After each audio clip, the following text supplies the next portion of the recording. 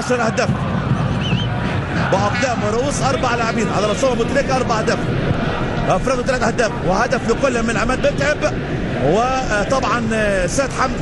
كره طريقه 100 دفاع محاولة قاتلة خطيرة جدا، خطيرة عدى في منطقة الكرة ويطلعوها هوبا جوه الجول، جوه الجول. الهدف الأول لجوانزو لوسيني بقدم النجم البرازيلي إليكسون رقم 9 في متابعة خطيرة جدا ولمسة جميلة جدا من موريكو وتصويبة جت في القائم، والمتابعة موجودة من هداف كبير قناص رهيب هو البرازيلي إليكسون عشان يسجل الهدف الأول وهدف للتقدم في الدقيقة 49 من عمر المباراة. هذه الإعادة وادي الباصة وادي المهارة من موريكيو وادي التصويب على طول والدفاع والمتابعة الممتازة من إليكسون عشان يسجل مشاهدينا هدف أول في لقاء اليوم.